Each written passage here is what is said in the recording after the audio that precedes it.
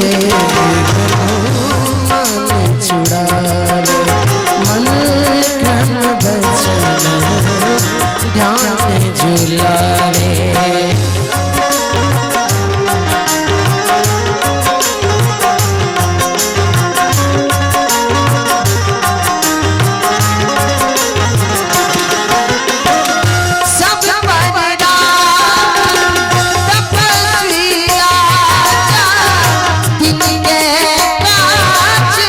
सकल तुम साजा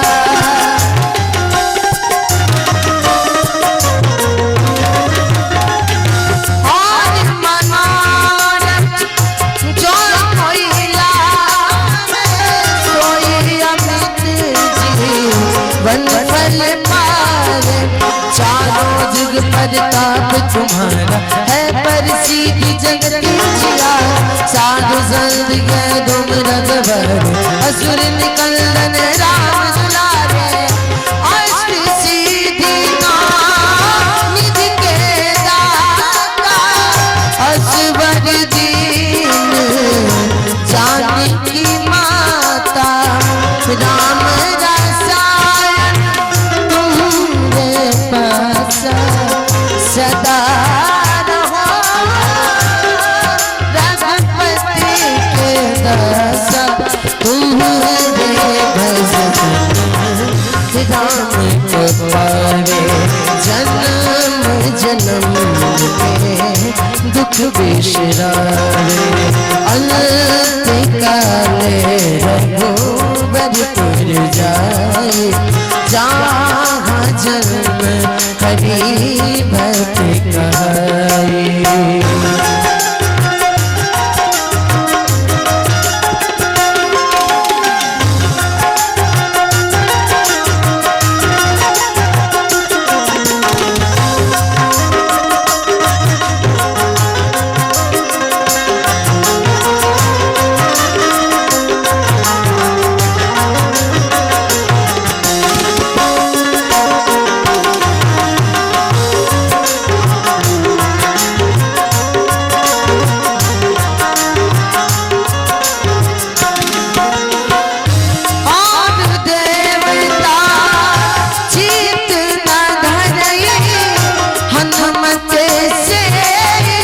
सर्व सुख करे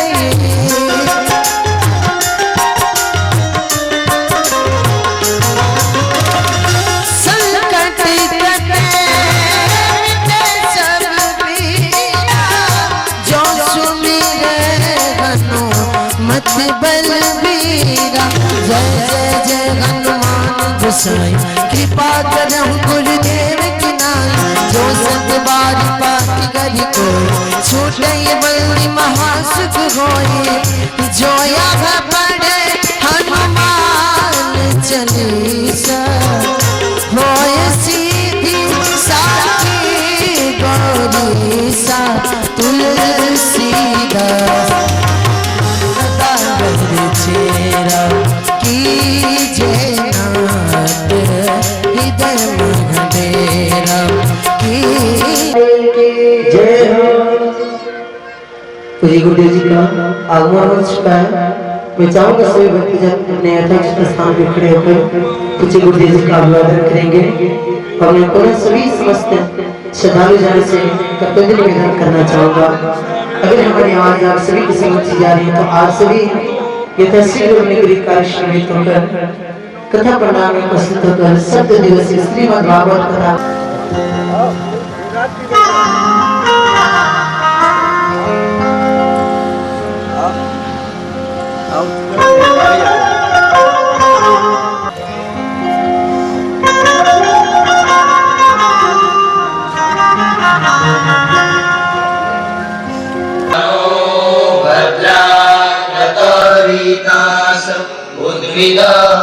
देवानो यतानां भद्रा सुमते भुजूयतां।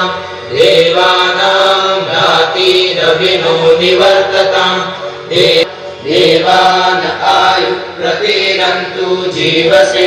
तान् पूर्वया निविदा भूमने वयं खगं मित्रमदितिं दक्षमश्रितम् अर्यमणं वरुणं सोममश्विना सरस्वती नः सुभगामयस्करत तन्नो वातो मयो भुवातु भेषजम् तन्माता पृथिवी तत्पिताभ्यो तद्ग्रावाण सोमसुतो मयो भुवस्तदस्विना शृणुतं जिष्णायुं तमीशानं जगतस्तस्तुषस्पतिं धियं जिह्वामवसे भूमहे वयम् उषानो यथा वेदसाम सद्भृते रक्षिता पायुरदत्तस्वस्ते स्वस्ति यावानो विदधे सुजग्मय अग्निजिह्वामनमस्सूरचक्षसु विश्वे भद्रं कर्णेभिः शृणुयाम देवा भद्रं पश्येमाक्षवीर्यजत्राः स्थिरैरङ्गे स्तुष्टुवांसस्तनूभिः व्यशेम देवहितं यदायुः शतमिन्नु शरदुर्मन्ति देवा यत्रा नक्षत्रा मानो मध्यारीशतायुर्गन्तो यो शान्तिरन्तरिक्षं शान्ति पृथिवी शान्ति प्रापः शान्ति रोषधयः शान्ति देवारिन्द्रः देवारि भूषन् देवारि देवा पूर्णमद पूर्णमिदं पूर्णमादाय पूर्णमेवावशिष्यते ॐ शान्ति शान्ति शान्तिः हरिः ॐ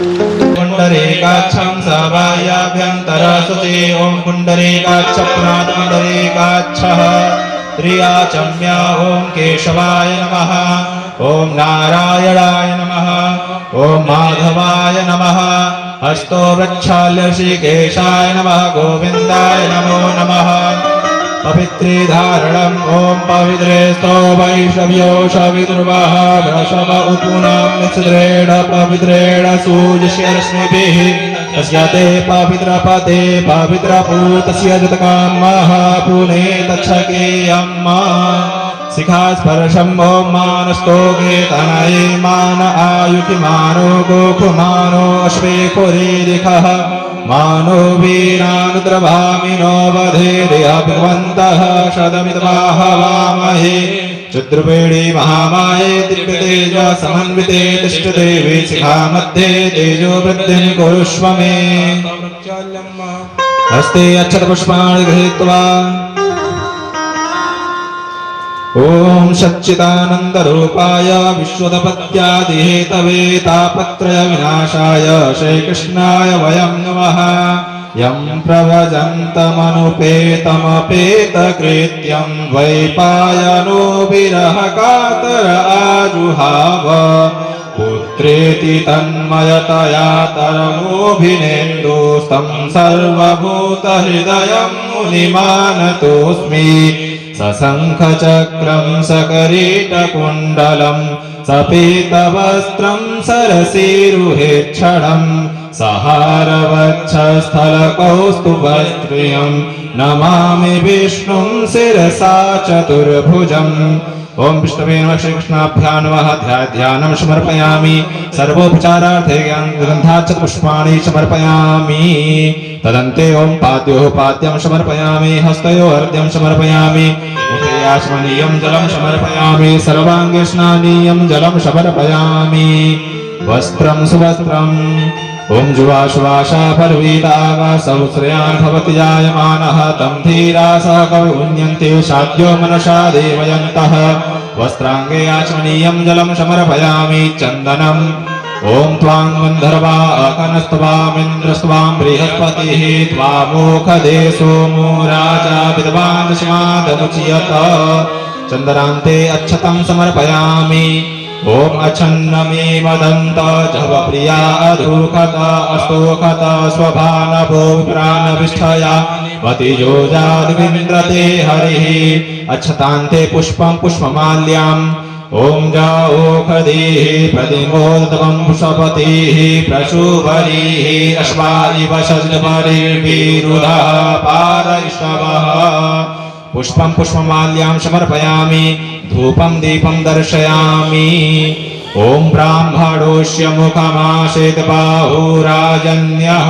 कृतः ऊरु तदश्रुतवैश्यः पदव्याङ्गुं शूद्रो अजायत चन्द्रमा मनसो सूर्यो अजायत श्रोत्राद्वायुष प्राणशमुखादग्निरजायत दीपं दर्शयामि दीपान्ते हस्तो प्रक्षाल्य श्रीकेशाय नमः नैवेद्यं निवेदयामि ॐ नाभ्या आशीदन्तरिक्षगुं श्रेष्ठो द्यौः समवर्तत पदव्याम्भोमृतिशः श्रोत्रान् तथा लोकान् न कल्पयन् नैवेद्यान्ते आचमनीयं मध्ये पानीयम् उत्तरापोषणं जलं समर्पयामि ऋतुफलं समर्पयामि ॐ जाः फलिनिर्जा अफला अपुपाचाश्च पुपिडेः बृहस्पति प्रसूतास्तानो मुञ्चन्त्वकुंहसः ऋतुफलान्ते आचमनीयं जलं समर्पयामि सकलताम्बूलं समर्पयामि ॐ जतपुरुखेडः विका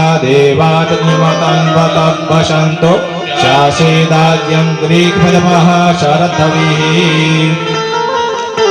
ताम्बूलान्ते कृताय पूजाय साधुरार्थे तपदक्षिणां समर्पयामि ॐ हिरण्यगर्भः समवर्तताग्रे भूतस्य जातः प्रतिरेक आशेषदाधार पृथिवी व्यामुते मां कस्मै देवाय हविका विधेम दक्षिणान्ते प्रदक्षिणां ॐ जे तीर्थानि प्रचरन्ते सिकाहस्तानि खङ्गिणः एकाकुं सहस्रयोजने वधन्वानि तन्वसि प्रदक्षिणान्ते नमस्कारान् समर्पयामि हस्ते अक्षतपुष्पाणि गृहीत्वा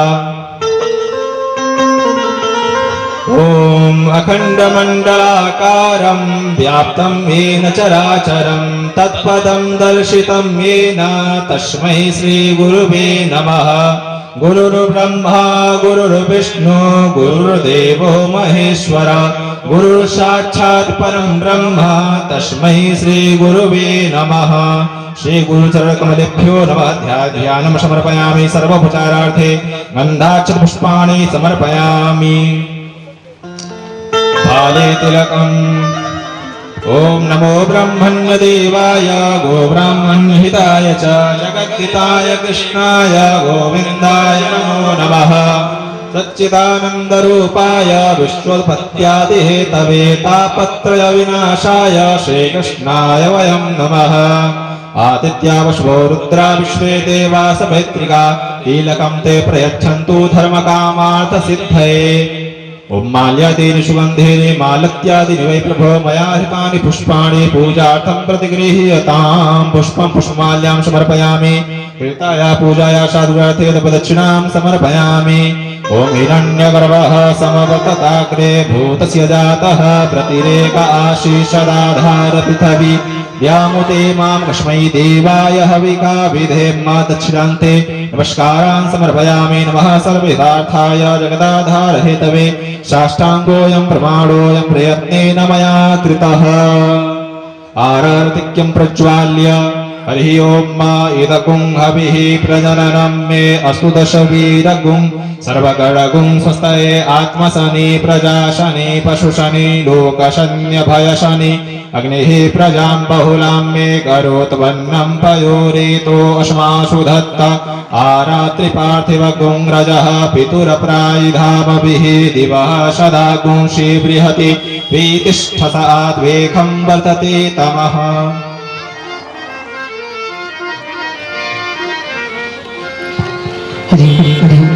अब सभी लोग आरती के लिए तो उसी तरह स्थान खड़े होकर भगवान की आरती में सम्मिलित हों।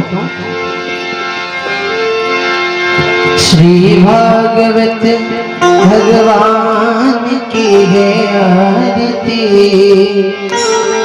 पापियों को पाप से है तारती। श्री भागवत भगवान की है आरती पापियों को पाप से है तारती। श्री भागवत भगवान की है आरती पापियों को पाप से है तारती। ये अमर ग्रंथि मोती पंथी पंचम वेद निराला नवज्योति जगाने वाला। ये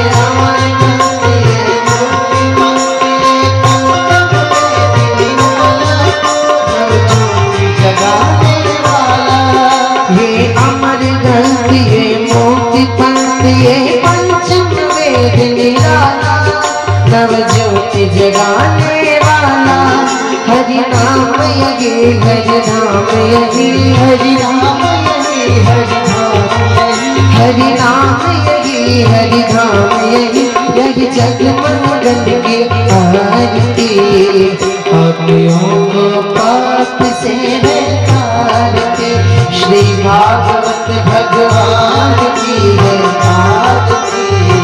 पापियों को पाप से है तारते, भागवत भगवान की है आरती।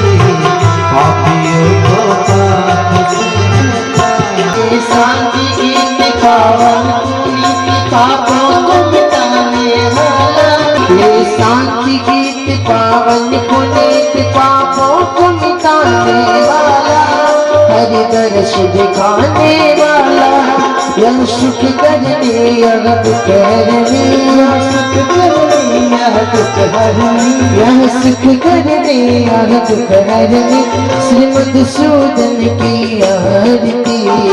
पापियों को पाप से है तारती, श्री भागवत भगवान की है आरती।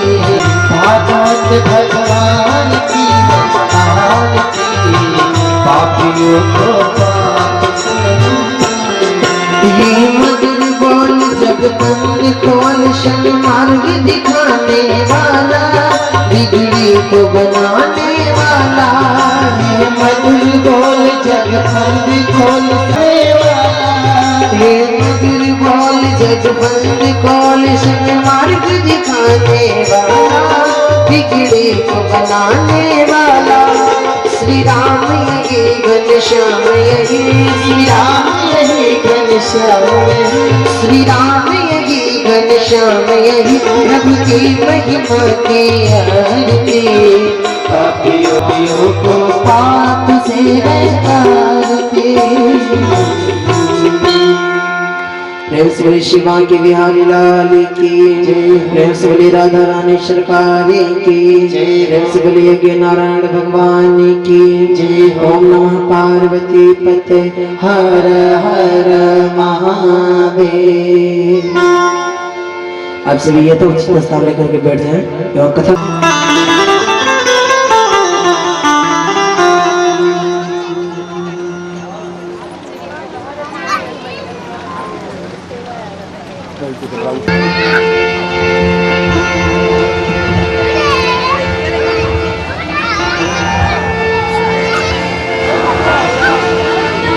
हाथ जोड़िए भगवान से प्रार्थना स्तुति करें। स्वस्ति श्री गणेशाय नमः।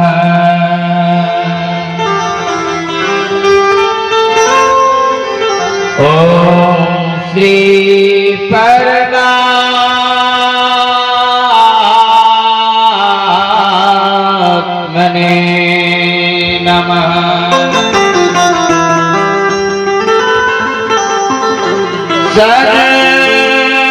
सद्गुरु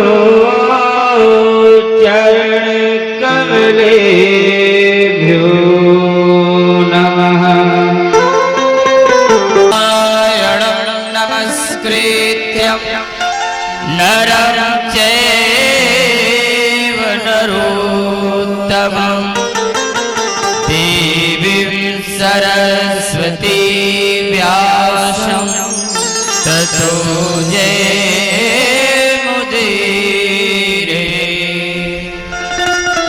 सच्चिदानन्दरूपाय विश्वोत्पत्त्यादिहेतवे, तापत्रय विनाशाय श्रीकृष्णाय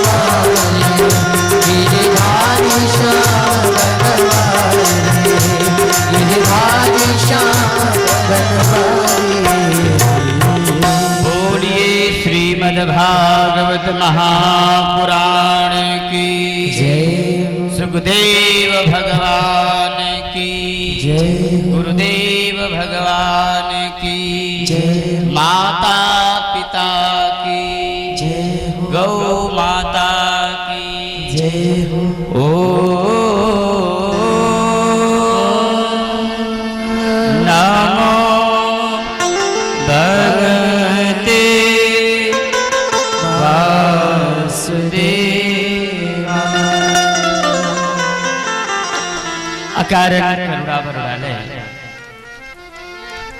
लीला पुरुषोत्तम परम ब्रह्म परमात्मा भगवान श्री कृष्ण द्वारिकाधीश जो जगत को आकर्षित करे, कृष्ण की कृष्ण जिनके देखने मात्र से चित्त आकर्षित हो जाए, ऐसे भगवान द्वारिकाधीश की कृपा पात्र तपः पूत संत वृंद, विविध शास्त्रों के निष्णात विद्वान विद्वत मंडली, भक्ति शक्ति स्वरूपा मेरी माताएं, भाई बहन, बड़भागी हैं आप कि चैत्र मास के पावन वेला नवरात्रि के पावन मुहूर्त में श्रीमद् भागवत जैसी अमर कथा सुनने का आपको सौभाग्य प्राप्त है। आप सभी के श्रद्धा विश्वास को मैं नमन करता हूं। कथा रस सागर में अवगाहन करने वाले हमारे आदरणीय डॉक्टर जय कुमार सिंह, जो कि अभी इस कथा के पूर्व आप ही कथा का भव्य तरीके से आप सब लोग मिलकर बड़े भव्य तरीके से बाबा बढ़ौना धाम की जय। अच्छा, कितना अच्छा सहयोग है। राम कथा अब कृष्ण कथा, क्यों जय? आदरणीय श्री पाठक जी, हमारे बड़े प्रिय धनंजय लाल जी, कन्हैया लाल जी, बाकी सभी मेरे सुबोध भाई जिनका नाम नहीं जान रहा हूं, आप सभी मेरे प्रिय हैं। कथा के मुख्य यजमान रामलाल राजकुमार,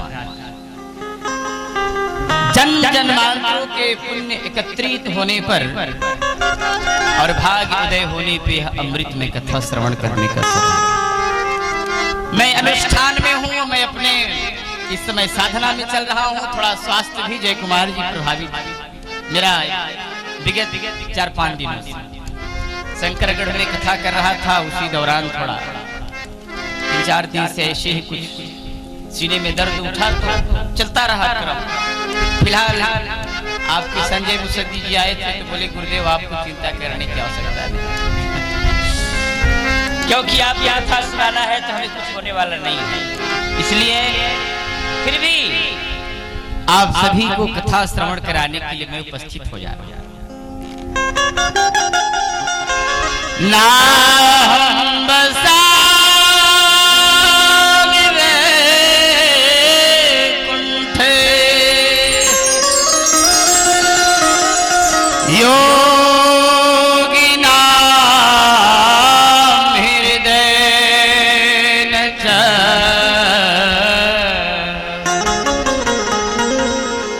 मद भक्ता यत्र गायन्ते तत्र तिष्ठामि नारद।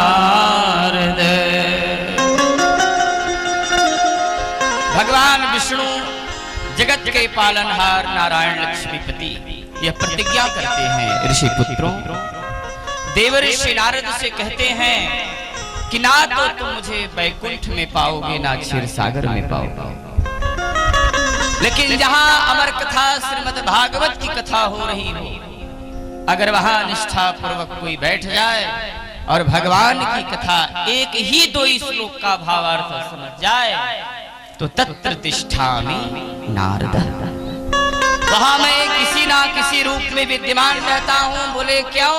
बोले भागवत, श्रीमद् भागवत ही मेरा वांग्मय स्वरूप है। जय कुमार जी, द्वारिकाधीश कह रहे हैं कि जब सब देवता जाने लगे वैकुंठ, तो मैं जब भक्ति को स्थान देने के लिए कहा तो भक्ति बोली जहां आप रहेंगे वहीं मैं रहूं। तो भगवान कृष्ण बड़े भाई थोड़ा सा विवेक का प्रयोग किए, बोले अगर मैं चला जाऊं और भक्ति ज्ञान वैराग्य चले जाए तो धरती विवेक शून्य हो जाए। तो मेरे भागवत में लिखा गया कि द्वारिकाधीश सदैव अगर कहीं प्रवेश किए हैं भक्ति ज्ञान वैराग्य को लेकर के तो श्रीमद् भागवत में प्रवेश किए हैं। इसलिए मुक्ति का ग्रंथ, मुक्ति की कथा, भक्ति की कथा और ज्ञान की कथा, यह श्रीमद् भागवत कथा है जो आवागमन से मुक्त कर दे, वह श्रीमद् भागवत कथा है। जो आत्मा को भी शुद्ध करके परमात्मा से जोड़ दे, वो श्रीमद् भागवत कथा है। मैं आपको कल बताया था कि लोक व्यवहार की मर्यादा निभाने का कार्य अन्य कथा करती है, लेकिन आत्मा को परमात्मा से जोड़ने का कार्य श्रीमद् भागवत कथा करती है।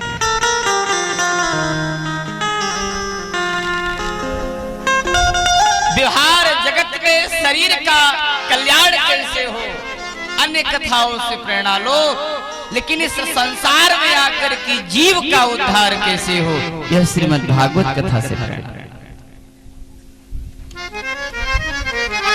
श्रीमद् भागवत कथा यह अमर कथा है, इसे भगवान शंकर जी ने अमर कथा कहा, अति गोपनीय कहा।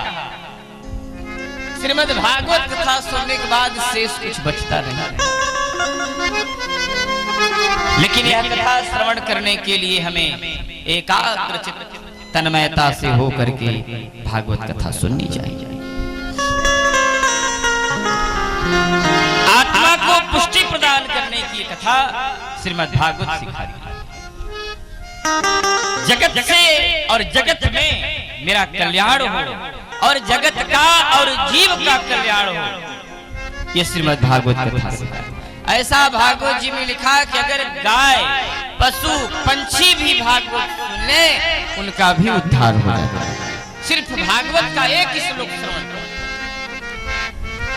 किसी के कान में आप बोल दीजिए, सच्चिदानंद रूपाय विश्वोत्पत्त्यादि हेतवे, क्यों पढ़े? तापत्रय विनाशाय श्री कृष्णाय वयं नमः। भागवत का कोई भी श्लोक ले लो, हाथ में आप कोई भी फल ले लीजिए, चाहे लवंग ले लीजिए, अभी तो नवरात्र चल रहा है।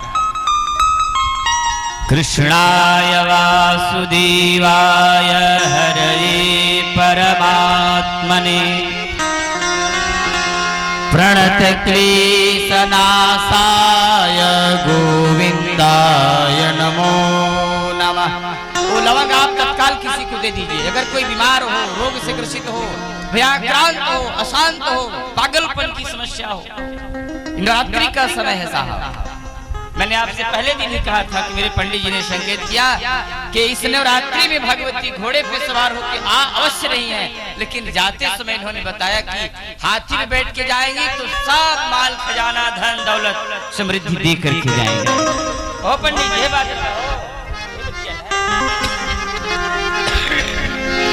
इसलिए उपासना करने का, साधना करने का एक उत्तम जयंती।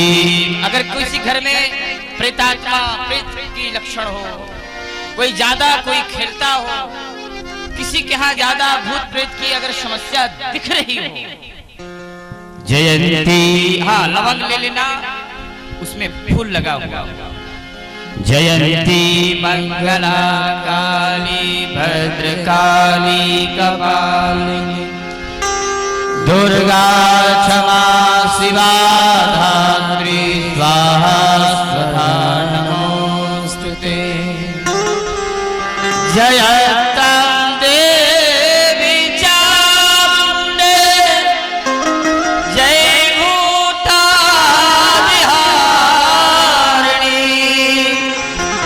जय सर्वगति देवी कालरात्रि नमोस्तुते।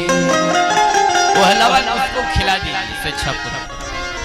ज्यादा नहीं, 10 मिनट के बाद पूछिए तुम्हारा स्वास्थ्य कैसा है, तुम्हारी स्थिति कैसी है।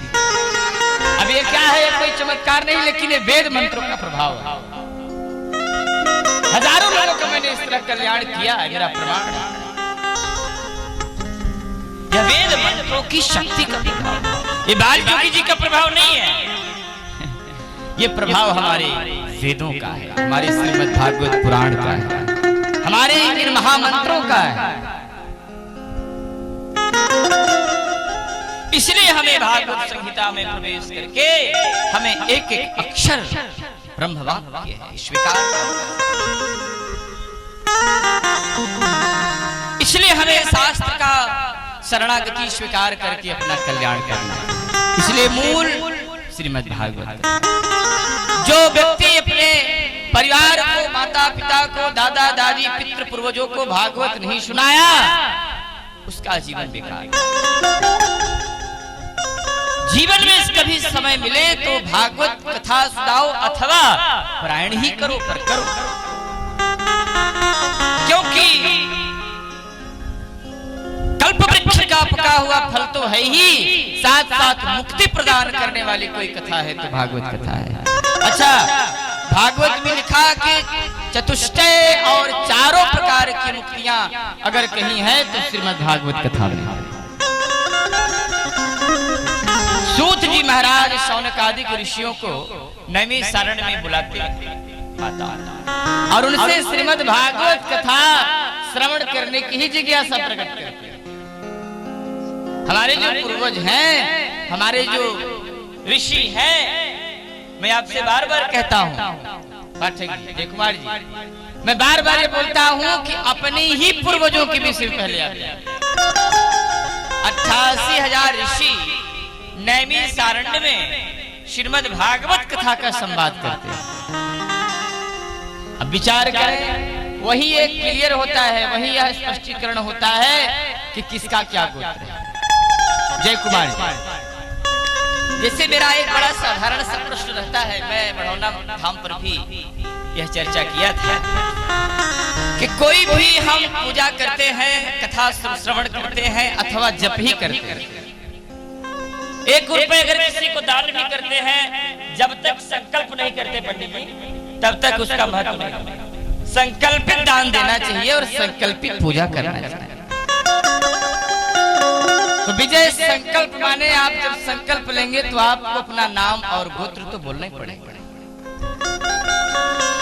तो बड़ी स्पष्ट बात है कि व्यक्ति को अपने गोत्र के विषय में अवश्य जान लेना चाहिए। गोत्र कोई साधारण चीज नहीं है। माता, आप बड़ी भोली भाली हैं, आप भी समझिएगा मेरी बात को। कभी अपने पंडित जी से पूछिए, पंडित जी कथा सुनावत है तो कहते हैं अपन नाम और गोत्र ले लिया, झटका में बोली है तो आप ले ले। कुछ लोग तो लेते भी नहीं। क्यों पंडित? सही बात है। तो गोत्र वाले का होता है, गोत्र की विशेषता जानो। हमारा गोत्र क्या है पंडित जी? गोत्र हम क्यों लेते हैं? न बिना गोत्र का पूजा होता है, न बिना गोत्र का यज्ञ होता है, न बिना गोत्र का विवाह होता है, न बिना गोत्र का पिंडदान होता है, न श्राद्ध। जब कोई कार्य बिना गोत्र का नहीं होता तो थोड़ा सा विचार करो कि गोत्र की विशेषता क्या है। आपको एक बात बताया जय कुमार जी, प्रसंग याद आ गया कि जब गया में भगवान राम और सीता पहुंचे दशरथ को पिंडदान करने। दशरथ जी प्रकट हुए और राजा राम अपने पिता को पिंडदान करने के लिए गए सामान लेने। धनंजय ध्यान से सुनना। उसी समय दशरथ जी प्रकट हो। अब दुर्भाग्य कहिए माताओं कि राम उस समय नहीं थे, सिर्फ अकेली सीता जान। और दशरथ जी ने कहा कि बहू मुझे पिंडदान दो, हम जल्दी जाएंगे। सीता जी बोली कि बाबूजी मैं पिंडदान कैसे कर सकती हूँ, मैं बहू हूँ, मेरा पिंडदान करने का अधिकार नहीं। लेकिन दशरथ जी ने कहा नहीं बेटा मुझे तुम पिंडदान करो। बोले स्वामी जी को आ जाने दीजिए। राम बोले वो नहीं आएंगे, देर करेंगे, हमें तत्काल निकलना है, हमें पिंडदान करो। अब जय कुमार विचार करिए, वहां कोई सामान नहीं था। स्त्री पिंडदान करे,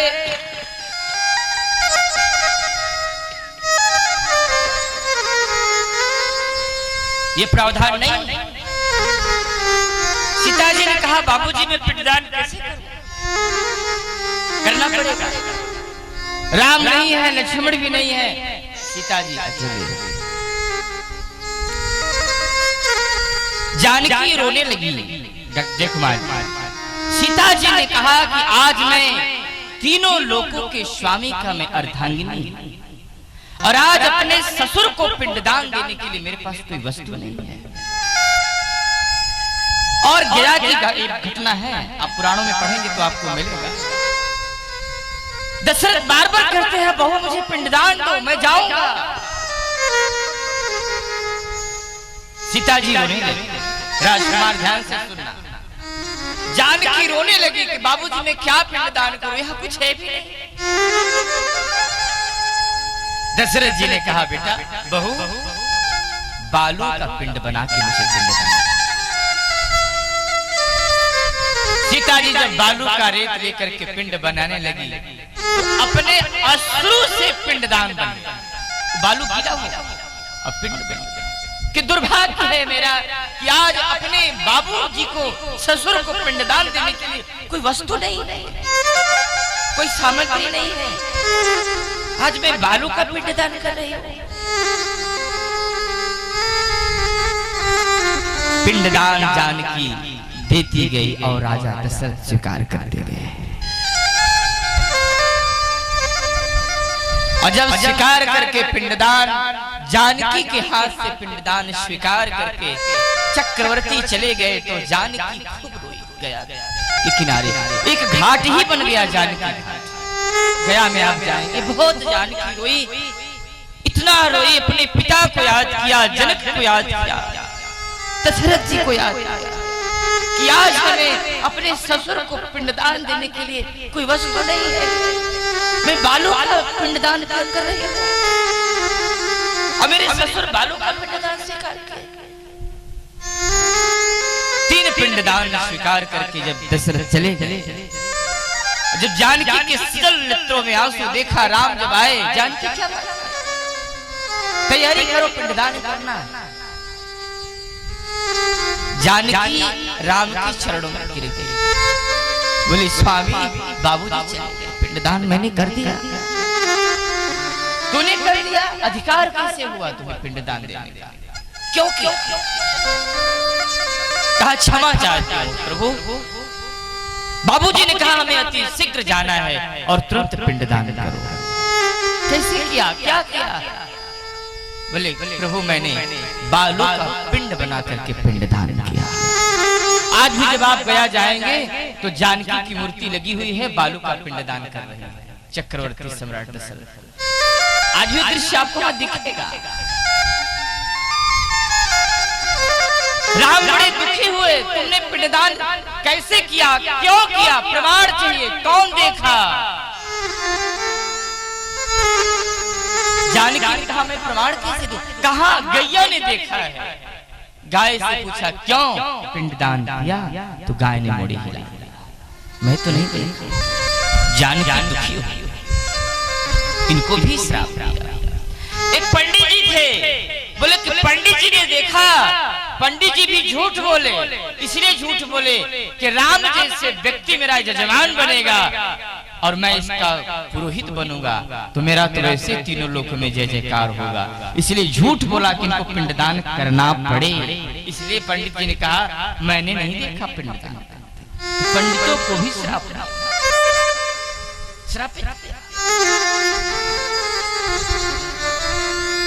जानकी को कष्ट हुआ कि इन्होंने झूठ बोला। क्यों?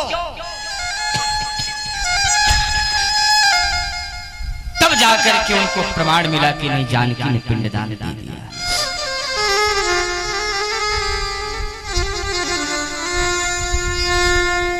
तो कभी ऐसा संयोग जब आता है कि जो व्यक्ति तथा संक्षेप में चूंकि प्रसंग में प्रवेश करना है, ऐसे ही आज मैं बैठा था चिंतन कर रहा था कि पिंडदान जानकी ने क्यों दिया, किस परिस्थिति में दिया। जैसे कल मैंने कहा ना कि पुत्र होने का मतलब होता है जो पूर्ण नामक नरक से बचा जाए। तो जानकी के लिहाज से पिंडदान दशरथ जी ने स्वीकार किया। तो कहने का तात्पर्य है सज्जनों कि जब तक मेरे शरीर में प्राण है तब तक हमें अपने नैतिक कर्तव्यों का पालन करना चाहिए। लेकिन भाई वहां एक दूब था, दूब से पूछा गया कि इससे पूछिए, दूब झूठ, वो किसी इशारा नहीं किया और वहां जो स्थान बना था वो बना ही रह गया। तब राम को विश्वास हो गया कि इन्होंने पिंडदान दिया। इसलिए देवताओं को दूब बड़ा पड़ा, देवताओं को दुर्बा चढ़ाया। दुर्बा गणेश भगवान का, गणेश भगवान कहा जाता है ना पंडित जी, गणेश भगवान का प्रमुख आभूषण दुर्बा है और अनेक प्रकार के रोगों के काम में भी आता है। इसलिए दुर्बा को एक संजीवनी बूटी का दर्जा दिया। तो कभी भी सत्य को छुपाने के लिए झूठ नहीं बोलना चाहिए, इसका सदैव अनुसरण करना चाहिए। कोई भी एक झूठ छिपाने के लिए बार बार झूठ बोलना पड़े, ऐसा भी कभी नहीं करना चाहिए। इसलिए सज्जनों, एक पुत्र का यह कर्तव्य होता है कि जीते जी अपने जो चले गए हैं उनका पिंडदान कर दे, उनका तर्पण कर दे, उनका श्राद्ध कर दे, उनको मुक्त कर दे। कोई भी हो घर में, खानदान में कोई भी हो, पिंडदान करे, तर्पण करे, श्राद्ध करे। ऐसा नहीं है कि कोई कहे मैं नहीं कर सकता, कहे मैं नहीं कर सकता। आज मेरे पास कुछ लोग थे तो बोले मैं नहीं कर सकता। हम कहा नहीं है, पितरों का पिंडदान, पितरों का तर्पण खानदान में जो है वही भी कर सकता है। यहाँ तक बेटा नहीं तो नाती पोता कोई भी कर सकता है। पिंडदान करने का अधिकार सबको है, कोई भी पिंडदान दे सकता है पितरों। और नियम तो यहाँ तक है, अगर आपने श्राद्ध कर दिया, गया कर दिया, तो भी पितरों को जल देने का अधिकार है। एक लोगों ने मुझसे कहा हम तो ठाकुर द्वारा कर गए, गया कर गए, तो पिंडदान करने की क्या आवश्यकता है, जल देने की क्या आवश्यकता है? कोई आवश्यकता नहीं, आवश्यकता है। आपने गया कर दिया फिर भी जल देने का अधिकार है, ये मैंने पढ़ा है, जीवन में अध्ययन किया है। तर्पण का जो पुस्तक आता है मैंने उसका गहन चिंतन किया। इसलिए हमें पितरों को अवश्य तर्पण करना चाहिए और उनके नाम से अवश्य भागवत कथा का अनुष्ठान करना चाहिए। सूत जी महाराज आज नैमिषारण्य जैसे भूमि पर कहते हैं, नैमिषे नैमिषे क्षेत्रे ऋषयः शौनकादयः सत्रं स्वर्गाय लोकाय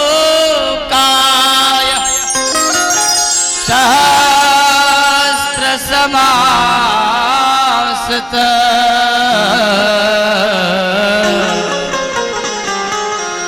नैमिषारण्य की पवित्र भूमि पर जहां 88,000 ऋषि मिलकर के श्रीमद् भागवत संहिता का अनुष्ठान करते और भगवान का मानसिक चक्र गिरने से उस तीर्थ का नाम पड़ा चक्र तीर्थ।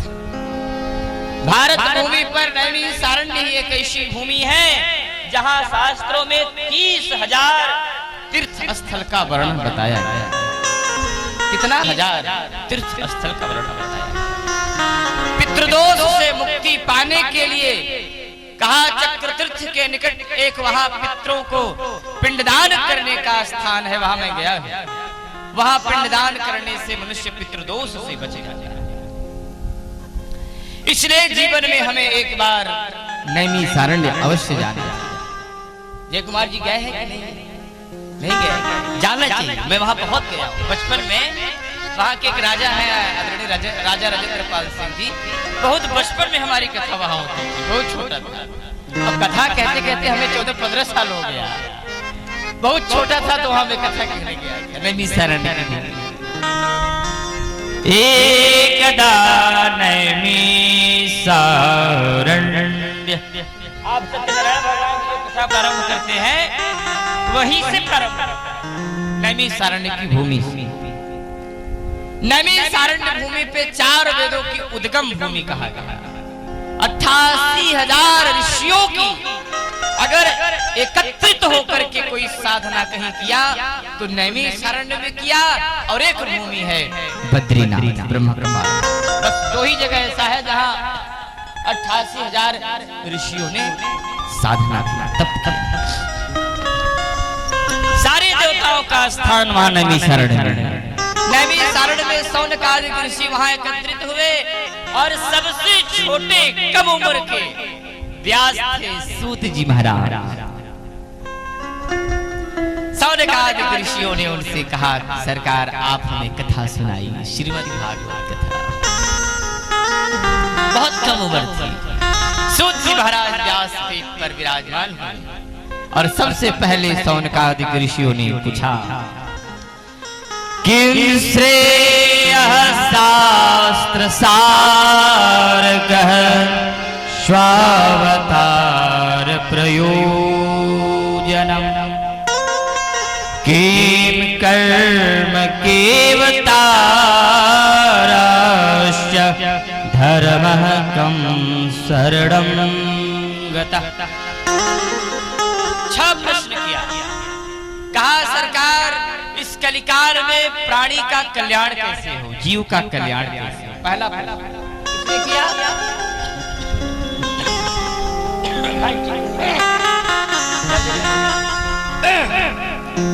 अच्छा प्रश्न किया। पहला प्रश्न किया कि जगत में प्राणी का कल्याण कैसे। दूसरा प्रश्न किया शास्त्र बहुत है, किस शास्त्रों से कल्याण हो। मंत्र बहुत है, 20,41,600 सूत्र हैं, तो कल्याण कैसे हो। समय कम है लोगों के पास। पहले लोग जीते थे 100 साल 110 साल। अब बताइए हमारे पिताजी के नाना जी हैं 115 साल या 10 साल से कम नहीं होंगे, भजियत है, चकाचक है। पहले के खाई भाई शरीर है चरक बा। आजकल के मनई तो 70-80 साल तक गुठरा टेक लेते हैं।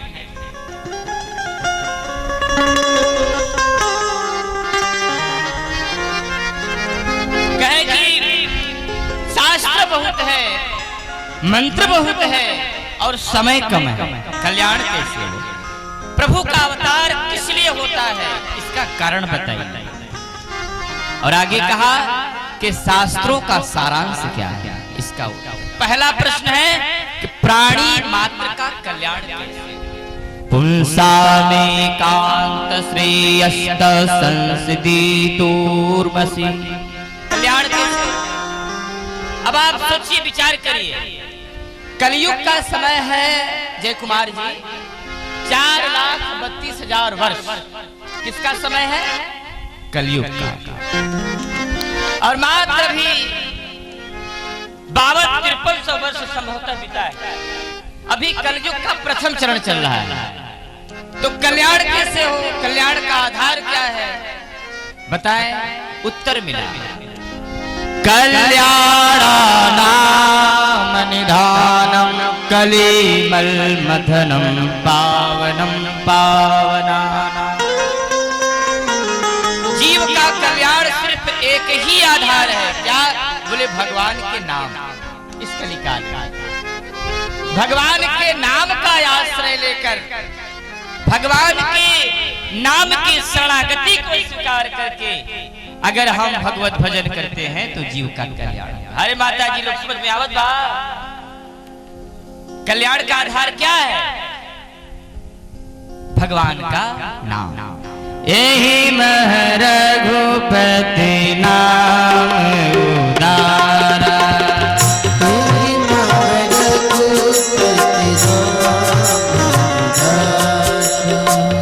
अति पावन पुराण श्रुति सारा, अति पावन पुराण श्रुति सारा, कलयुग केवल नाम आधारा, कलयुग केवल नाम आधारा, सुमिर सुमिर उतर ही पारा, सुमिरन सुमिरन उतर ही पारा।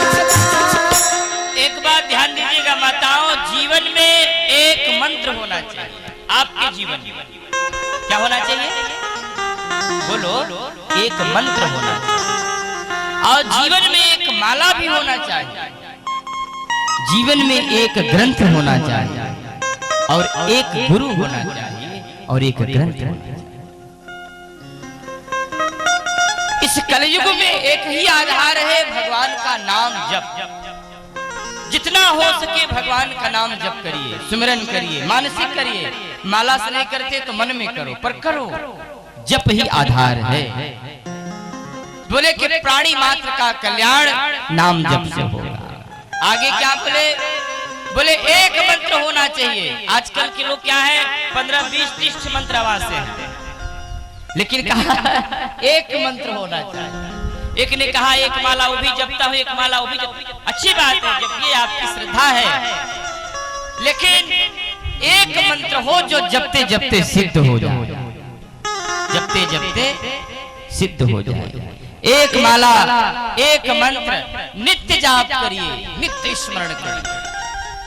ओम मित्तिकाक्षरं ब्रह्म व्याहरन् मामनु विस्मरण, यह प्रयाति त्यजन् देहं सयाति परमां गति।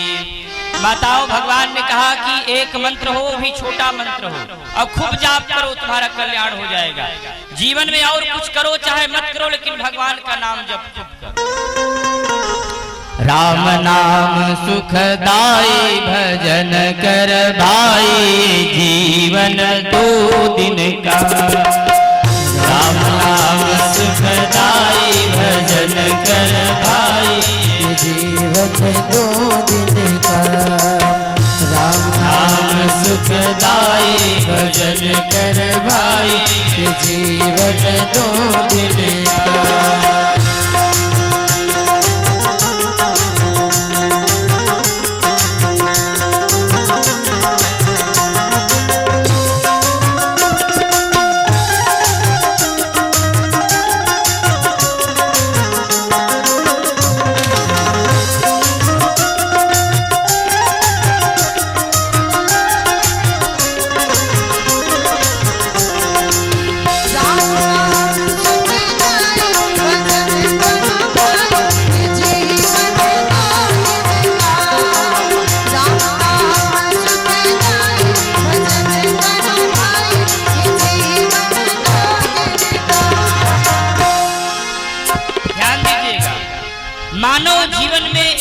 आधार है सिर्फ भगवान का नाम।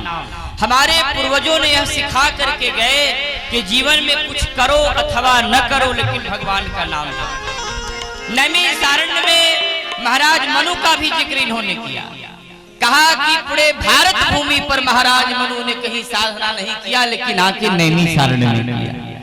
तीर्थ वर नैमिष विख्याता, नैमिषारण्य में उन्होंने तप किया। लेकिन ध्यान दीजिएगा, कहीं न कहीं श्रेष्ठ तपोभूमि अगर कोई जगह है तो आपका ये विंध्य पर्वत। यह भी कोई साधारण भूमि नहीं है, पता है। लाखों लाखों लोग आकर के यहाँ साधना किए। मौसम तो बड़ा विचित्र है भाई। बोलिए सच्चिदानंद भगवान की जय। इसलिए नैमिषारण्य में साधना उन्होंने किया। 6 प्रश्नों का उत्तर दिया। ध्यान दीजिए, समय कम है तो कथा किसका सुने? बोले एक बार जीवन में श्रीमद् भागवत संहिता जरूर सुन लो, कल्याण हो जाए। इसमें सब कथा का वर्णन आ जाता है। 18,000 श्लोक है, 335 अध्याय, यानी भक्त और भगवान का चरित्र किसी कथा में है तो वह श्रीमद् भागवत कथा में है। किसका है? भक्त और भगवान दोनों का। आगे बोले कि भगवान का अवतार किस लिए होता है? बोले धर्म की रक्षा के लिए होता है।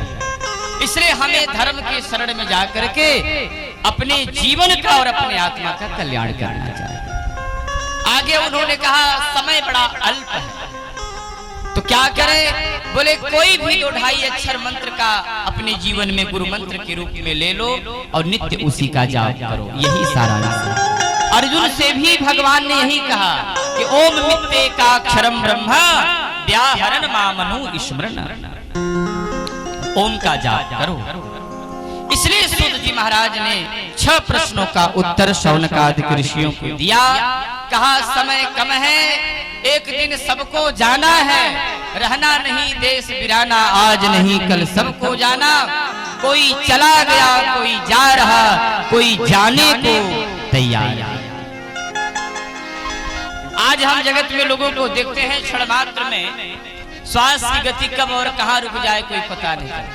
हमारे बहुत ऐसे करीबी थे कि जो जगत में नहीं दिखते हैं तो कष्ट होता है, लेकिन सत्य है कि रहना किसी को नहीं, सबको जाना है। लेकिन जीवन में भगवत भजन का संग्रह होना चाहिए। सब कुछ छूट जाएगा लेकिन 2 चीज साथ जाएगा, पाप और पुण्य। यही आत्मा की गति करेगा, यही आत्मा का सदगति करेगा। आगे सूत जी महाराज कहते हैं कि सज्जनों, मैं बड़ी पवित्र कथा आपको श्रवण करा रहा हूँ, ध्यान पूर्वक आप आधा घंटा बैठकर और सुनिए। बोलिए सच्चिदानंद भगवान की जय। बोले समय बीता गया, जब महाभारत समाप्त हो गया, जब भीमसेन ने अर्जुन दुर्योधन का मेरुदंड उर्व जांघा तोड़ करके रणभूमि में छोड़ दिया, जब वो तड़पने लगा तो दुर्योधन के एक बाल सखा मित्र थे। कौन? अश्वत्थामा। सब चले गए लेकिन वो अश्वत्थामा गया मित्र। पांडव तो बना विजयश्री मनाने लगे, लेकिन अश्वत्थामा को नींद नहीं आई। वो जाकर के अपने मित्र से हाथ जोड़ के कहा कि मैं आपका मित्र हूं, बताओ आपकी अंतिम इच्छा क्या है, मैं उसको पालन करूंगा। देखिए, मैं साथ आऊंगा। दुर्योधन ने ही कहा मित्रवर, मुझे कष्ट तो ज्यादा नहीं है, लेकिन कष्ट इस बात का है कि पांडव 5 भाई, कोई नहीं मरा और हम 100 थे, 100 के 100 मारे। यदा मृदे कौरवसृञ्जयानां वीरेष्वथो वीरगतिं गतेषु वृकोदराभिधगदारभीर्मा संभारनोरुदण्डे धृतराष्ट्रपुत्रे। 100 के 100 पुत्र मारे। तो मित्रवर, एक भी पांडव में कोई अगर मरा होता तो मेरी आत्मा को संतुष्टि मिली, लेकिन दुर्भाग्य है कि एक भी नहीं मरा और हम 100 के 100 मारे गए। अश्वत्थामा ने कहा चिंता न करो मित्रवर, तुम एक की बात करते हो, मैं जा करके 5 के 5 को मार डालूंगा। जा रहा और मित्र से संकल्प लेकर के प्रतिज्ञा कर करके गया, लेकिन भगवान जाके रथ पर केशव ताको नहीं कलेशो। भगवान श्री कृष्ण उस दिन 5 पांडवों को विजय श्री मनाने के लिए चले गए कहीं सुदूर, और पांडव के 5 पुत्र श्वेत वस्त्र ओढ़ करके और सो रहे निद्रा में। लेकिन जा करके अश्वत्थामा पांचों पांडवों को तो नहीं, लेकिन पांचों पांडवों के उन पुत्रों को मूड़ी काट करके ले गया और दुर्योधन के सर के पास। दुर्योधन कहा क्या लाए हो? कहा तू एक के लिए तुम रो रहे थे, मैं पांचों का सर काट के लाया। और जैसे ही दुर्योधन ने वह दृश्य देखा, वो रोते रोते अपने प्राण त्याग दिया। कहा तूने क्या किया? ये मेरा बच्चे क्या बिगाड़ी? तुम तो हमारे पुत्रों को मार दिया, ये मेरा क्या बिगाड़ेगा? इनको आपने क्यों मारा? ऐसे कह करके दुर्योधन अपना प्राण त्याग दिया। और जैसे ही पांचों पांडव और भगवती द्रौपदी लौट करके आए और उन्होंने देखा कि मेरे पुत्रों को मारा, तो द्रौपदी विलाप करने लगी। अर्जुन ने संकल्प लिया कि जो तुम्हारे पुत्रों को मारा है, मैंने उस 24 घंटे में मैं उसका वध कर दूंगा। माता शिशुनाम निधनम सूतानाम निशम्य घोरम परितप्यमाना। विलाप करने लगी, किसने मारा? रोने लगी पुत्रों को लेकर के, हृदय से लगा करके। द्रौपदी गांडीवधारी अर्जुन दौड़ करके गए और अश्वत्थामा पर तीर चलाया और लगा तीर चलाने गांडीवधारी अर्जुन जी ने उधर से ब्रह्मास्त्र छोड़ दिया अश्वत्थामा। कृष्ण भगवान ने संकेत किया तुम क्यों मौन हो, तुम्हारे पास तो भी तो ब्रह्मास्त्र है। अंतर इतना है कि ब्रह्मास्त्र छोड़ करके उसे वापस लेने की क्रिया का बोध नहीं है, और तुम्हें तो वापस लेने का भी क्रिया का बोध है। अर्जुन ने ब्रह्मास्त्र छोड़ा और तुरंत उसको घसीटा और पकड़ करके अपने रथ के पहियों के बीच में बांध करके लाके द्रौपदी के चरणों में पटक। और जैसे द्रौपदी जी ने देखा कि गुरु द्रोणाचार्य कि पुत्र इन्होंने मेरे पुत्रों का वध किया, रोने लगी। कहा कि जिस तरह मैं पुत्र के वियोग में रो रही हूं, कहीं गुरु माता को इस प्रकार का कष्ट न हो, इसलिए मैं आपसे निवेदन करती हूं भगवान कि इनको छोड़ दिया जाए। पुत्र का दर्द क्या होता है, पुत्र का कष्ट क्या होता है, मैं अच्छी तरह जानता हूं। मारो दिदस्य जननी गौतमी पतिदेवता। इसलिए हम नहीं चाहते कि उनकी माता भी इस तरह से विलाप करे। छोड़ दो। भगवान श्री कृष्ण ने कहा कैसे छोड़ दे? गांडीवधारी ने प्रतिज्ञा कर लिया है। युधिष्ठिर जी और कृष्ण भगवान का संवाद हुआ कि अगर इनके मणि को भी निकाल लिया जाए और सभा से इनको निकाल दिया जाए तो वह भी मृत्यु के समान है। किसी सम्मानित आदमी का भरी समाज में अपमान कर दो, वो भी मृत्यु के समान है। कोई प्रतिष्ठित व्यक्ति का भरी सभा में अपमान कर दीजिए, वो भी मृत्यु के समान है। अर्जुन ने यही किया, चमकता हुआ मणि निकाला और चूना और करखा पोत के उसको भगा दिया, चला गया। लेकिन हमारे शास्त्रकारों ने कहा है कि आज भी अश्वत्थामा जीवित है। एक किसी जंगल में आया, मरा नहीं है, आज भी अमर है। ऐसा कुछ विद्वान बताते हैं कि अश्वत्थामा किसी जंगल में आज भी विचरण कर रहा है, आज। लेकिन वो उसको बदला लेना था। और जैसे ही पांचों पांडव विजय श्री पर स्थापित हुए, द्वारिकाधीश उनको राजा बनाए, युधिष्ठिर को एक दिन भगवान श्री कृष्ण विचार किए, माता कुंती से निवेदन किए कि माँ बुआ अब मुझे जाने की अनुमति दो। और जैसे ही द्वारिकाधीश ने कहा कि मुझे जाने की अनुमति दो, उतने में ही कुंती बुआ रोने लगी। कहा बेटा बुआ बुआ कह के मुझे बहलाओ मत, जाना ही था तो तुम फिर आए क्यों? अरे भैया हमें पता है कि तुम साक्षात नारायण हो, अब बुआ कह के मुझे बहलाओ मत। जब मेरे पास सुख था दुख था तब तक तुम मेरे साथ थे, अब सुख आ गया तो साथ छोड़ के जा रहे हो। नहीं जान। यानी बुआ कुंती चरण पकड़ ली, द्वारिकाधीश मत जाओ। तो द्वारिकाधीश बोले कि बुआ जब तुम जान ही गई हो, मुझे पहचान ही गई हो, तो बताओ तुम क्या चाहती हो। कुंती बुआ ने कहा कि हे द्वारिकाधीश, अगर आप मुझे वरदान देना चाहते हैं तो विपदः संतु, अगर हमें आप कुछ देना चाहते हैं तो संसार का जो सबसे बड़ी विपत्ति हो वो बुआ कुंती को प्रदान कर दो। किसको प्रदान कर दो? बुआ कुंती को प्रदान कर दो। सबसे बड़ा अगर कोई कष्ट हो, सबसे बड़ा कोई अगर व्यथा हो, वो कुंती बुआ को प्रदान कर दो। भगवान हंसे, बोले इतना संकट आपने झेला, इतनी पीड़ा आपने झेला, अभी आप कष्ट मांग रही हैं। बोले द्वारिकाधीश, हमें पता है कि जब मेरे ऊपर विपत्ति थी तो द्वारिका मेरे साथ थे, द्वारिकाधीश, और आज हमारे पुत्र राजा बन गए तो कहते हो मैं द्वारिका।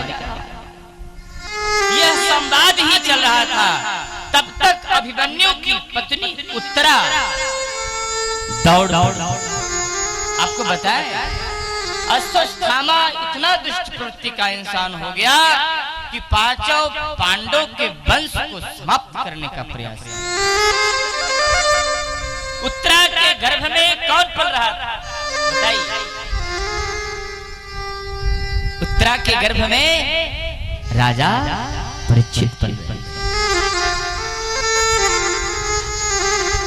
रणभूमि में वीरगति को प्राप्त हुए चक्रव्यूह में महाराज अभिमन्यु, लेकिन विधवा होने के कारण गर्भ में शिशु का पोषण हो रहा था, इसलिए उत्तरा सती न हो पाई, एकांतवास होकर के कभी सामने नहीं आई। लेकिन जैसे ही संवाद चलने लगा उसी समय अश्वत्थामा ब्रह्मास्त्र का प्रयोग कर दिया। किस पर?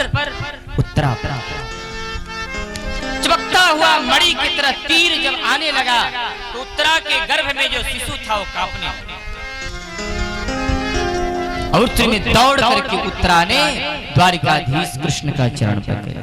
उत्तरा को पता है हमें किसके शरण में जाना है, सारी इतिहास उसको पता है कि भगवती द्रौपदी भी जब सबको पुकार लिया कोई नहीं साथ दिया, अंत में कृष्ण ही साथ दिया। इसलिए मैं विलंब न करके भगवान कृष्ण को पुकारूं। उन्होंने पुकारा, पाहि पाहि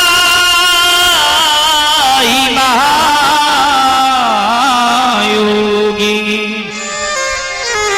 देव देव जगत्पति नान्यं त्वद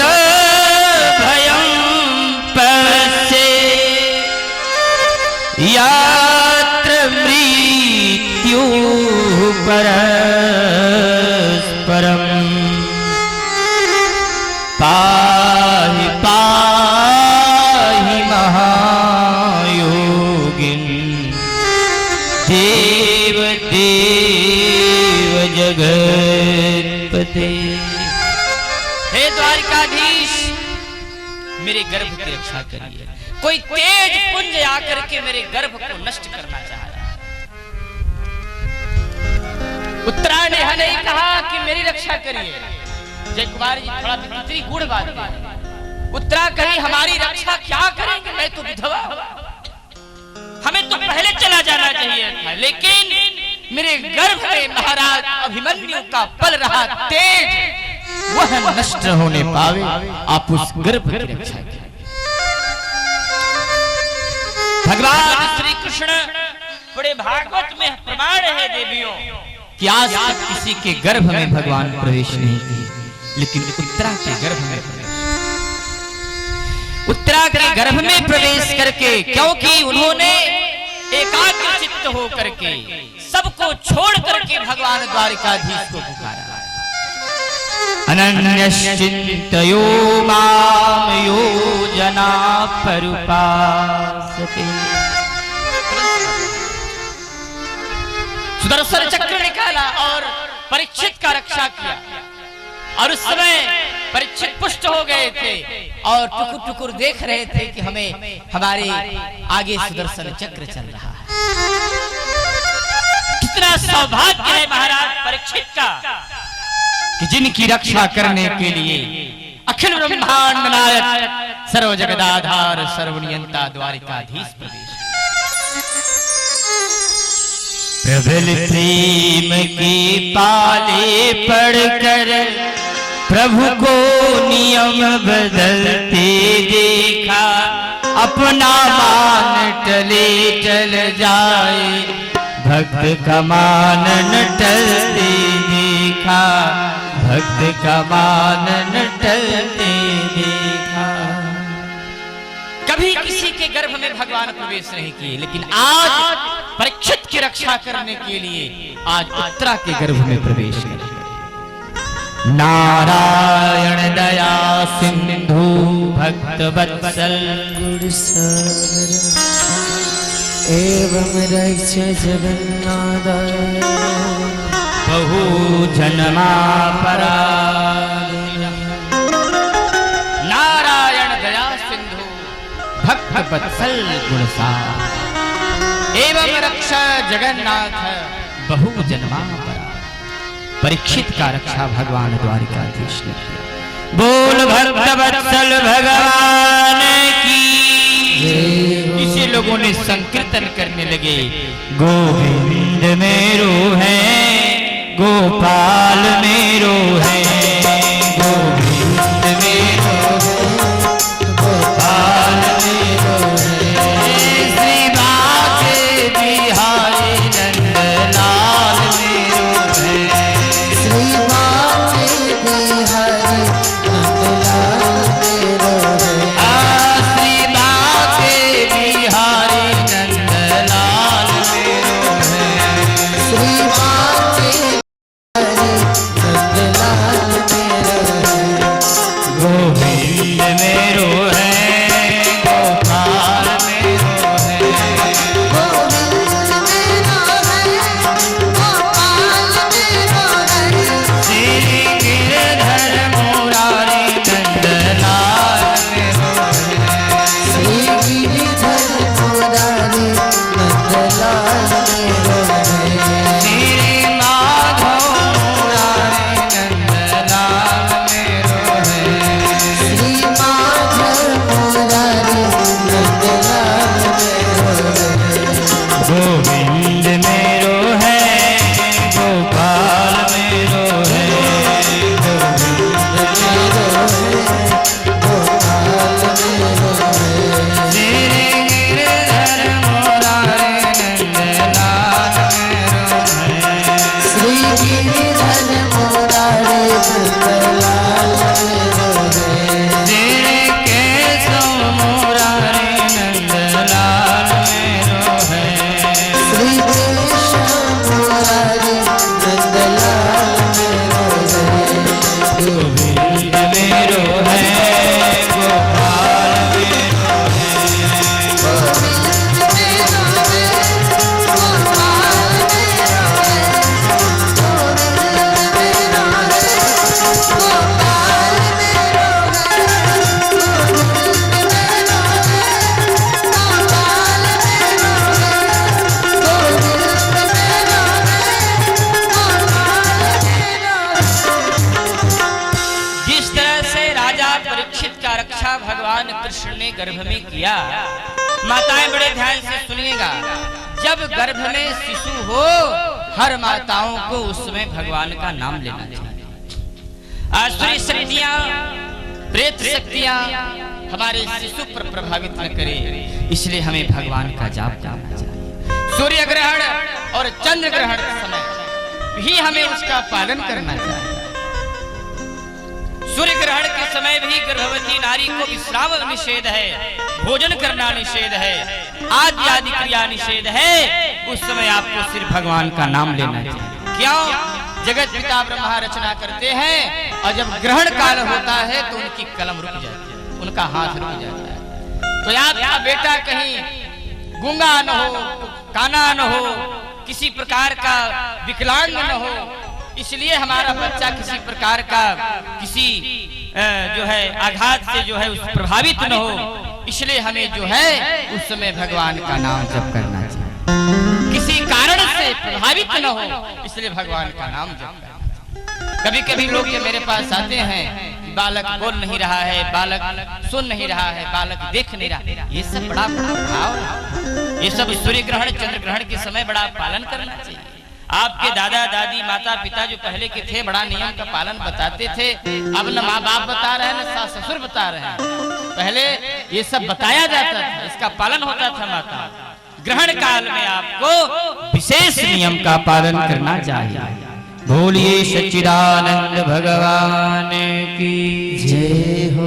आगे भगवान श्री कृष्ण जैसे ही देखा उत्तरायण लग गया, भीष्म पितामह ने बुलाया। भीष्म पितामह ने बुला करके द्वारिकाधीश को प्रार्थना की। जय कुमार जी, भीष्म पितामह कथा आप सुने हो। भीष्म पितामह एक ऐसे राजा, एक ऐसे संत थे, ऐसे महापुरुष थे जो इच्छा मृत्युधारी थे। बिना उनके इच्छा की उनकी मृत्यु नहीं हो सकती। लेकिन जैसे ही उत्तरायण लगा, उन्होंने द्वारिकाधीश को बुलाया और बुला करके कहा कि भगवान अब मेरा कल्याण। संक्षेप में चल रहा हूं, आधे घंटे और। कहा कि सरकार अब मेरा उद्धार करिए, लेकिन एक बात बताइए कि मैंने जीवन में कभी पाप नहीं किया, लेकिन मेरे रोम रोम में तीर विधा है। पहले इसका कारण बताइए। मैं बाल ब्रह्मचारी, जन्म से मैंने साधना किया, जन्म से तपस्या किया, किंतु किस पाप का दंड हमें कि रोए रोए में तीर विधा गया। द्वारिकाधीश ने उत्तर दिया कि निश्चित रूप से आपने कोई पाप नहीं किया, लेकिन पाप होते हुए आपने देखा है। ऋषि पुत्रों ध्यान देना, जितना दंड पाप करने वाले को मिलता है, उतना ही दंड पाप कृत्य करते हुए देखने वाले को भी प्राप्त। जैसे भरी सभा में द्रौपदी का चीरहरण हो रहा था, पितामह चाहते तो रुक सकता था, क्योंकि इच्छा मृत्यु, लेकिन करे क्या? अन्न जिसका खाए उनका गुणगान गाए। अन्न जो है बड़ा भैया, हर जगह का अन्न भी बड़ा वो होता है। जैसा खाए अन्न वैसा होए मन, जैसा करे संगत वैसा चढ़े रंगत। बोल नहीं सकते, बुद्धि मारी मारी।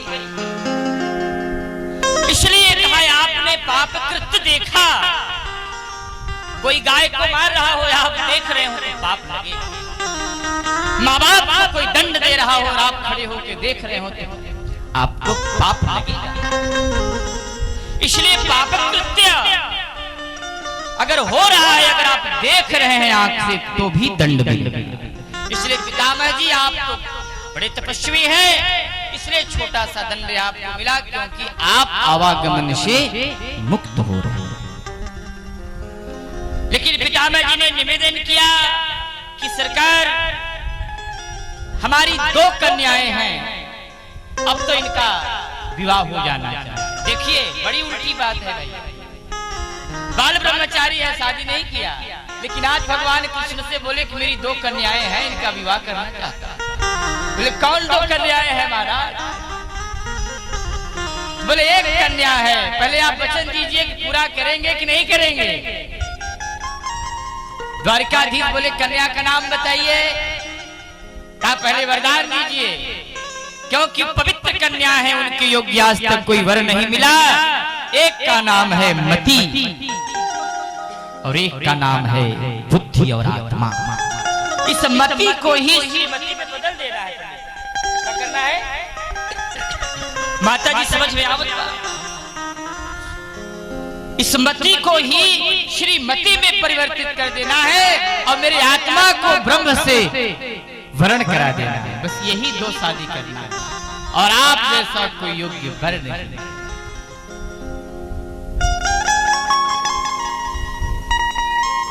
द्वारिकाधीश ने वरदान तथास्तु। इसका मतलब समझ में आ रहा है कि हर एक जीव का वर्ण परमात्मा से किया जाता है। जीव का भी वर्ण होता है, और अपने मति को भगवान में लगा करके इसको श्रीमती में बदल देना। इसलिए भगवान वरदान देते हैं, विराट स्वरूप धारण करते हैं। 26 श्लोकों में भीष्म पितामह ने स्तुति किया, और जाते जाते उन्होंने कह दिया कि सरकार जो मैंने अपनी आंखों से देखा वैसी कभी स्थिति ना हो। न हो अन्याय सी कोई बात। पितामह ने कहा जो लाखों सैनिक मारे गए, करोड़ों लोगों की मृत्यु हुई मेरे सामने, अब ऐसी स्थितियां कभी ना बने वरदान। चलो अब खोलो अपने द्वार, करें जो कृष्ण की जैसी बात, करें जो कृष्ण सी जैसी बात, करें जो कृष्ण की जैसी बात, करें जो कृष्ण सी जैसी बात। चलो अब खोलो अपने द्वार, करें जो कृष्ण की जैसी बात, करें जो कृष्ण सी जैसी बात। बोलिए भक्तवत्सल भगवान की। उत्तरायण में भीष्म पितामह ने अपने शरीर को छोड़ा और सीधे दिव्य लोक को गमन किए। इधर महाराज परीक्षित को साम्राज्य पाठ दे करके पांचों पांडव जैसे द्वारिकाधीश चले गए द्वारिका, वैसे ही भगवान श्री कृष्ण के जाने के बाद पांचों पांडव, माता कुंती तो तत्काल चली गई, प्रणांत हो गया उनका। पांचों पांडव भी हिमालय की तरफ प्रस्थान किए। आगे शेष संक्षेप में कर दो क्योंकि कल भगवान के जन्म तक पहुंचना है। सीधे जो है पांचों पांडव हिमालय की तरफ प्रवेश किए। सब लोग बर्फ में गलते चले गए, लेकिन एक व्यक्ति सशरीर वैकुंठ गया है। वो कौन? धर्मराज युधिष्ठिर। जो झूठ नहीं बोलता उसका कितना बड़ा प्रभाव है। युधिष्ठिर का एक अंगुली गला था बस, जो उन्होंने झूठ का इशारा किया। बाकी वो सशरीर वैकुंठ गए, सब गल गए बर्फ में, लेकिन सबसे ऊंचे शिखर पर सशरीर कोई वैकुंठ गया तो राजा युधिष्ठिर। परीक्षित को राज्य समर्पित कर दिया। राजा परीक्षित के मन में विचार आया कि थोड़ा सा हेर खेल लिया जाए। खेलते खेलते एक दिन क्या किए कि जब खेलने जाने लगे तो पूर्वजों का एक बक्सा था, उसको खोले। जरासंध का एक मुकुट था। अच्छा जाना, एक जरासंध का मुकुट था। उस दिन वो मुकुट धारण कर लिया और मुकुट पहनने के बाद अहेर खेलने गए। अहेर खेलते समय उन्होंने क्या देखा? देखा कि गाय को किसी दुष्ट ने परेशान कर दिया, और उस समय सबसे बड़ा दंड उसको दिया जाता था जो गौ माता को मारता था।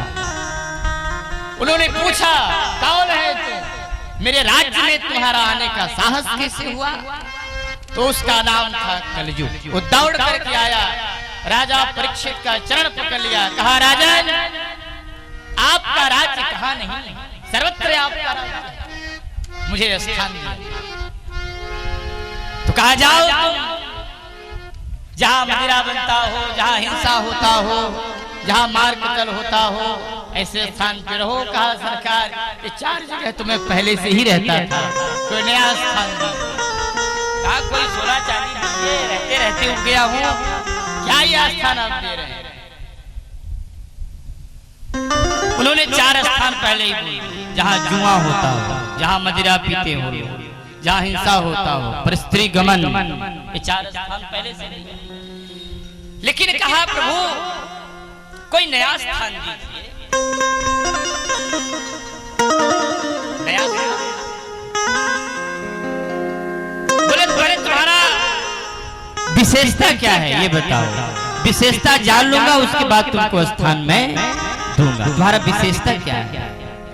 बोले सरकार हमारी विशेषता ये है कि कलिकाल में जो भगवान का नाम जप कर लेगा उसको भगवान मिल जाएंगे, बस यही एक विशेषता। राजा परीक्षित बड़ा खुश हुए, बोले वाह नाम लेने से भगवान मिल जाएंगे? बोले हाँ, एक ही विषय, बाकी तो सब दोष ही दोष है साहब, एक ही गुण है। क्या? बोले प्रभु का नाम जो कलयुग में ले लेगा उसका कल्याण हो जाएगा। खुश होके बोले क्या चाहिए? बोले बस कोई सोना वोना मिल जाए। अब भैया जैसे राजा परीक्षित ने कहा जाओ स्वर्ण में वास, अब सोना में वास करो, तुम समझ ही रहे हो। एक लोग ने कहा कि महाराज सोना में तो लक्ष्मी जी का भी वास होता है, तो कलयुग का वास कैसे होगा? बोले जो अनीति पूर्वक सोना लाया जाए उसमें कलयुग का वास। अनित माने जो चोरी के खिलावे लोग, हड़प खिलावे, केहू को उठाए लिया जेवरी, उसमें कलयुग का वास है। क्यों? कि जरासंध को मारकर जो भीम ने मुकुट लाया था, आज उसी मुकुट को पहन लिया। कौन? राजा परीक्षित।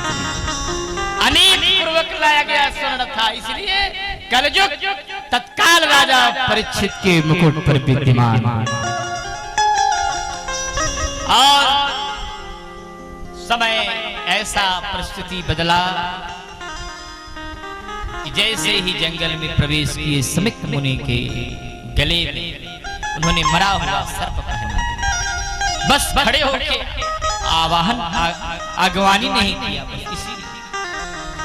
कौशिकी नदी के तट पर ऋषि कुमार से जब किसी ने कहा तत्क्षण तत्काल जल लेकर के श्राप कि जिस सर्प को मेरे पिता के गले में पहनाया गया है वही तक्षक ठीक 7वें दिन डसेगा और उनकी मृत्यु। श्राप।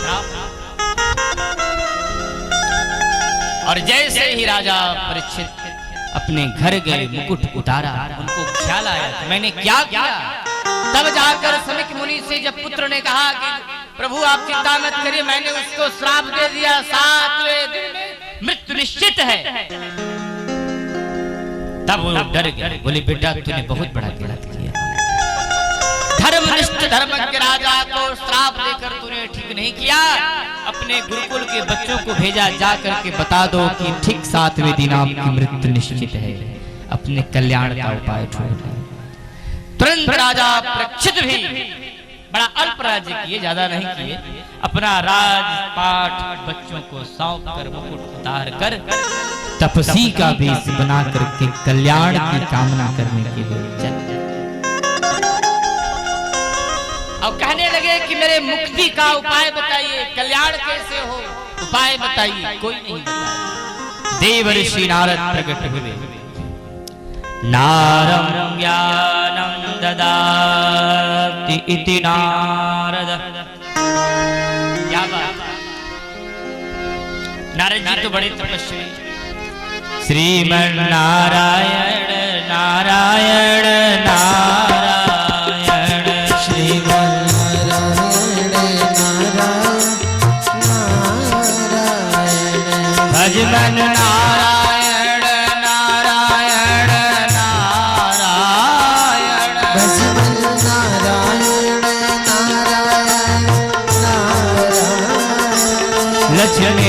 नारायण नारायण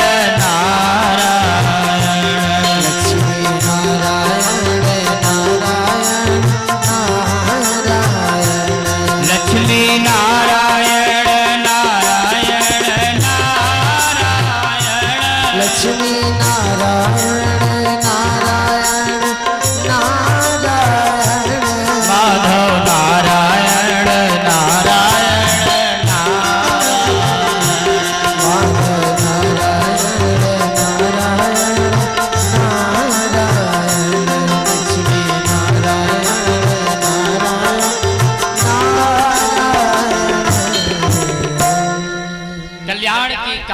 करने लगे। जब कोई नहीं मिला तो देवर्षि नारद ने कहा राजन आप क्यों दुखी हो?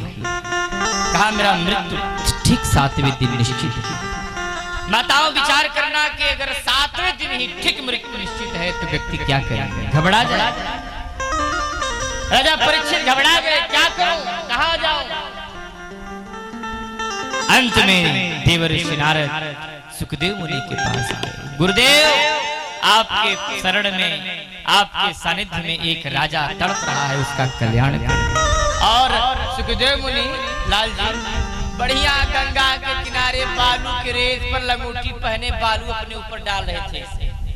एकदम संत तो संत, जन्मजात संत साहब, क्या फर्क पड़त बा तुम्हें?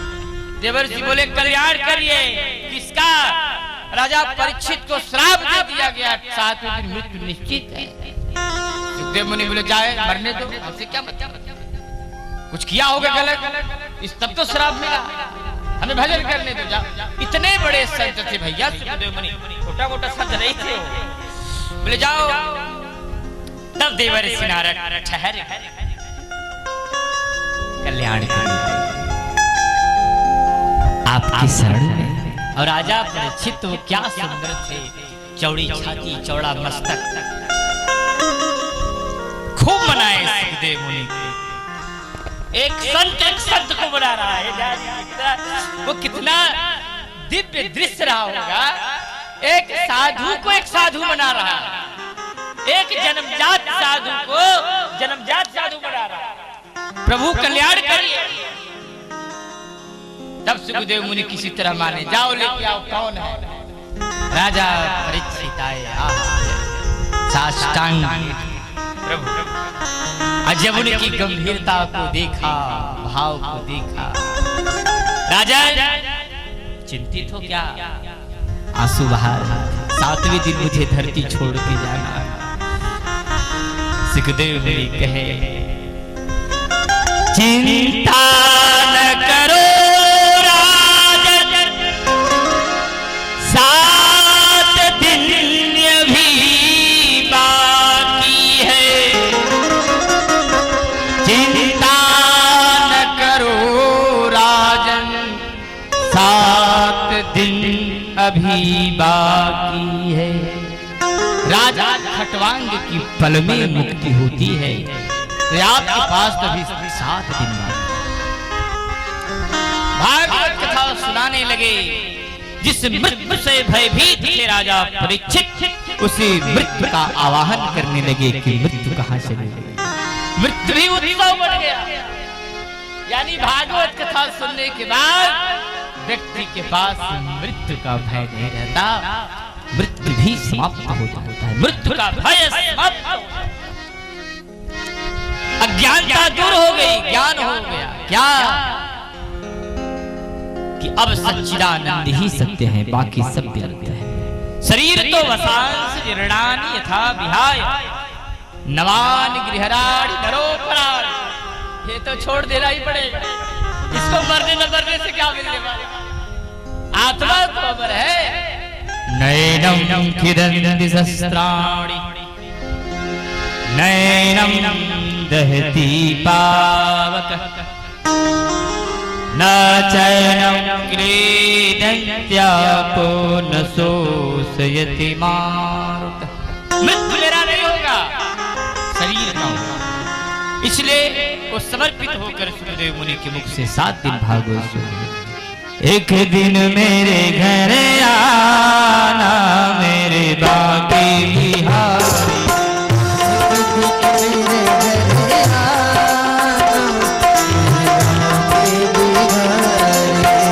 बाके बिहारी मेरे बाके बिहारी, बाके बिहारी मेरे बाके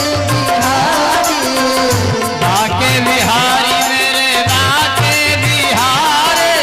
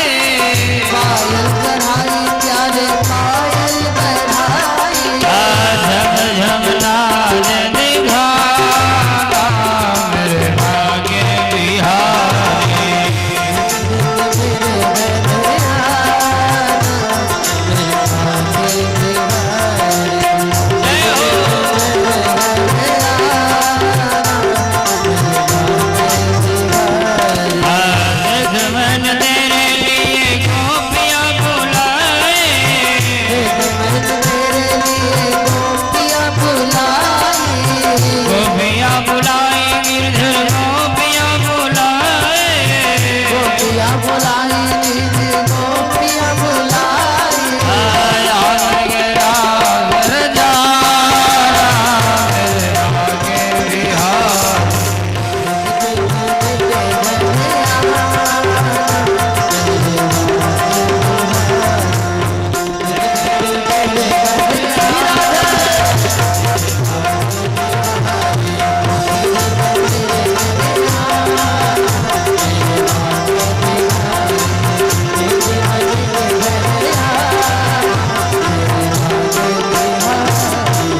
बोल सच्चिदानंद भगवान की जय।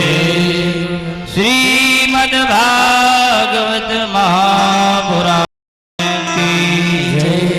श्रीमद् भागवत महापुराण की जय। आज की कथा को यही विराम। आप लोग बड़े श्रद्धा और भक्ति के साथ भगवान की कथा को सुने और बड़े ही सबसे बड़ा सौभाग्य है कि चैत्र नवरात्र में कथा चल रही है। यह परम मुझे पता है कि इस समय खेती बाड़ी ब्याह शादी कुल चलत बा, फिर भी आप बैठ के इतना समय कथा सुन रहे हैं, ये बड़ी बात है। वही में सब जने पूजा करत है, पाठ भी करत है, बिया लगनियो चल रहे सही में। अब कटाई बिनिया ऐसा चलत बा कि मैं आधा मनाई खेतवे में दिखात है बोझ लेके, कोई बात नहीं। फिर भी एक घड़ी आधी घड़ी आधो में पुनिया क्यों कन्हैया लाल।